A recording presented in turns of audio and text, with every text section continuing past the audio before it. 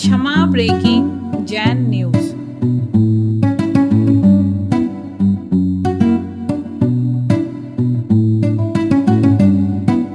जिज्ञासा रखने के लिए श्रीमान पप्पू जी तिवारी जो शिवसेना राज्य उप प्रमुख हैं, सागर से हमारे मध्य में हैं। पप्पू जी तिवारी से मेरा निवेदन, अपनी जिज्ञासा। हाँ। पूज्य गुरुवर निर्यापक मुनि निपुंग सुधा सागर जी महाराज के श्री चरणों में कोटि कोटि नमन करता हूं। महाराज, मन में जिज्ञासा थी, आपके दर्शन से सागर धन्य हो गया, हम धन्य हो गए, हमारा परिवार धन्य हो गया। महाराज, कल 55 गोवंश कंटेनर में जो कटने के लिए जा रहे थे, महाराज हमारे सागर के गौ सेवकों ने पकड़े। शनिवार के दिन 30 किलो गाय का मांस आधा किलो के पैकेट में स्कूटी गाड़ियों में रखा था, महाराज वो पकड़ा। ये मन में पीड़ा है कि हम लोग गाय का मांस पकड़ते हैं, गौवंश को पकड़ते हैं जो अवैध परिवहन होता है, लेकिन महाराज कोई कड़ा कानून ना होने के कारण उनकी वो गाड़ियां भी छूट जाती हैं जिनमें वो तस्करी करते हैं, और महाराज वो कसाई भी छूट जाते हैं।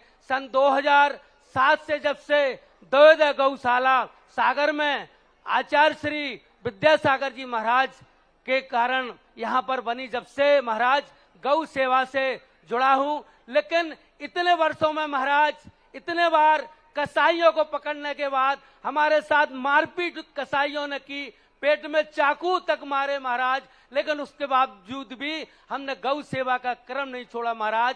लेकिन पीड़ा वहां होती है महाराज कि जब कसाई को रंगे हाथों पकड़ते हैं और कोर्ट उसको छोड़ देता है, और पुलिस सुपुर्दगी में दूसरे दिन जो हमने कंटेनर पकड़ा था, रविवार होने के कारण वो नहीं छूट पाया, लेकिन महाराज वो सोमवार को छूट जाएगा। महाराज, देश दुनिया को आप दिशा देते हैं, सागर की जनमानस को भी दिशा दी, और आपकी कृपा से हम भी धन्य हो गए। महाराज, कोई ऐसा कानून का आप आदेश करवा दें सरकार को कि कसाई जो गाय की हत्या करता है वो ना छूटे, और कम से कम अगर उसको कड़ी सजा हो जाएगी महाराज, तो दूसरा कसाई इस तरह की गौ हत्या करने का प्रयास नहीं करेगा। महाराज, आप बड़े दिन से जब से आप आए हैं तिवारी जी, गुरु जी के चरणों में सत कोटि कोटि। ये जो वेदना आप कह रहे थे, मैं सोच रहा था यही वेदना मेरी है, क्योंकि मैं इस वेदना से गुजर चुका हूँ।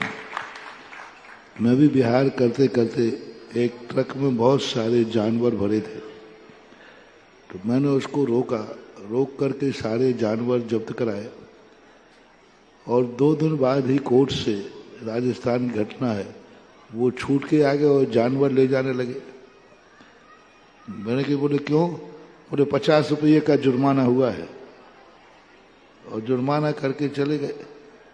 अब मैंने कहा भाई ये तो बहुत गलत है, पर कसाई थोड़ा समझदार था, बोले महाराज हम कसाई हैं, काटते हैं, लेकिन जिन जीवों को आपने बचाया है मैं इन जीवों को कभी काटूंगा नहीं।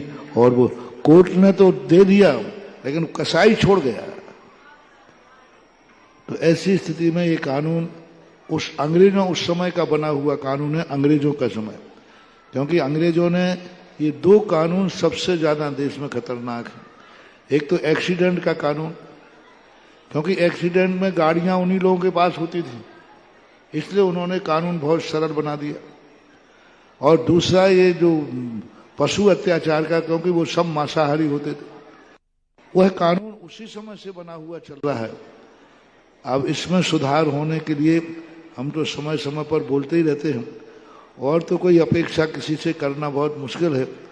वर्तमान में प्रधानमंत्री महोदय मोदी जी से जरूर संभावना है कि शायद गौ की पुकार वो एक चमत्कार कर दे, क्योंकि वो है एक ऐसे प्रधानमंत्री हैं जो जिस कदम को उठा लेते हैं उस कदम पर आगे बढ़ जाते हैं, और देश के लिए बड़ा अच्छा कदम होगा यदि यह गौ हत्या के संबंध में सारे पशुओं के संबंध में भी, क्योंकि वो भी जानवर, मात उनके पास जवान नहीं है, बाकी सब कुछ है, बोल नहीं पा रहा, बाकी उनमें ज्ञान भी है, बुद्धि भी है, जीना भी चाहते, सब कुछ है, अकेला बोलने नहीं पाने के कारण से उनको अत्याचार।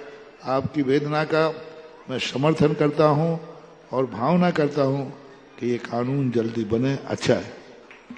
आचार्य श्री सुधासागर जी महाराज की जय।